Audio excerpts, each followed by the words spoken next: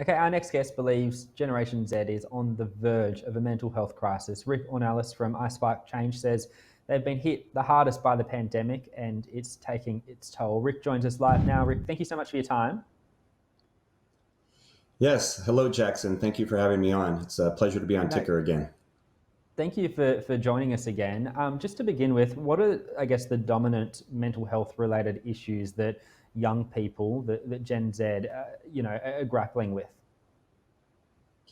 Well, there are many, and you just mentioned in a brief segment that they're struggling with unemployment, and I mean that's just one thing. So if you look at all the things across the globe, you look at gun violence, you look at racial tension, you look at financial instability, politics, all these things are having an effect on Gen Z, and statistics show that 70% of them have struggled with mental health issues, and as high as 80% in the past year with the pandemic, where it was amplified. So you see a lot of stress, you see a lot of anxiety, you see a lot of depression, and then isolation, which is clearly obvious from the past year. Do you believe that this generation is actually more open to talking about their mental health experience? Yes, that's the positive aspect of all this is that Gen Z studies show that Gen Z is the most open Gen Z of any generation, current generation, to discussing their mental health, with 69% of them willing and open to seek mental health and to be very open and educated about it. So that's great, is that they do want to seek some help. Yeah, and I guess it's quite important that this is normalized. Oh, yes, yes, very, very much so. Because if you look at previous generations, Jackson, previous generations, like mine, I'm definitely not in Gen Z, but previous generations, were very closed-minded. If you look at, baby boomers or Gen X, they wanted to keep these things hush hush and hide them and not share them with others. And Gen Z is the digital generation. They've grown up. They've grown up on social media. They've grown up online, and 55% of them use their smartphones more than 5 hours a day, and 26 use them more than 10 hours a day. So they are very well connected, and they are very well educated, and that is helping with them to want to explore their mental health. Yeah, do you have any further advice for young people, what they can do to manage stress in particular?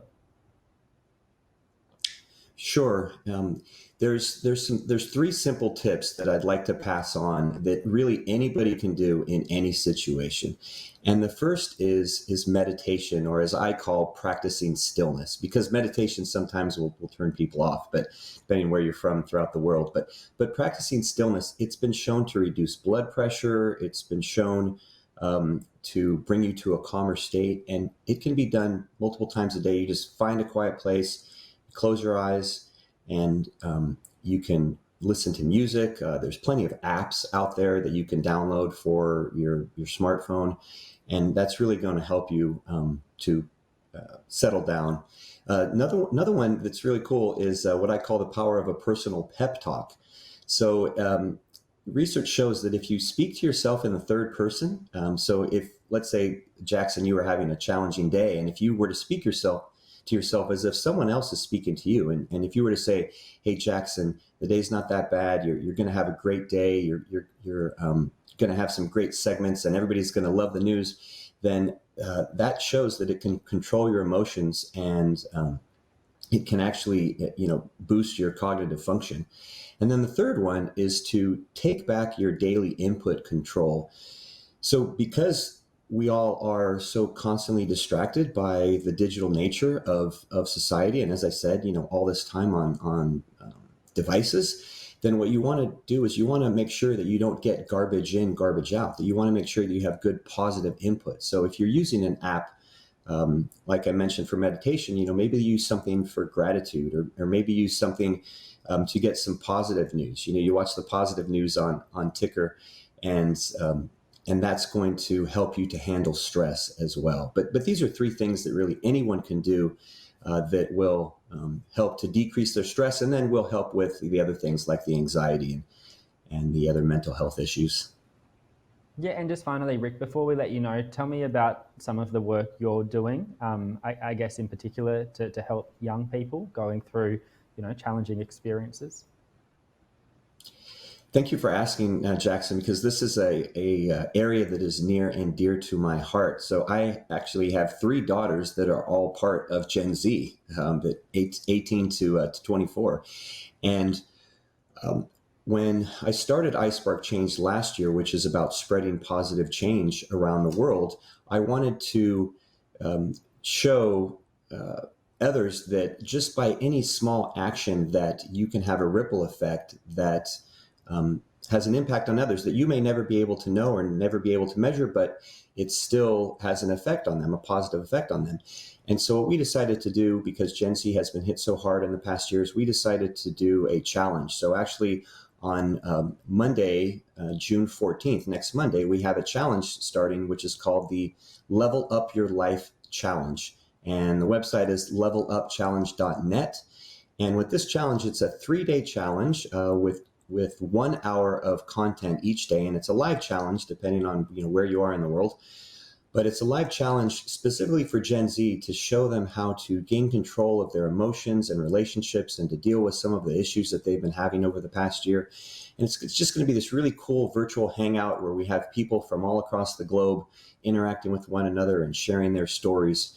And it's the first one. We hope to do many of these, but we'd like to give back to specifically to Gen Z because they are our future. Our future is in their hands. And so we want to make sure they're well taken care of. Yeah, tell me a bit more about this challenge. How many people are likely to be involved?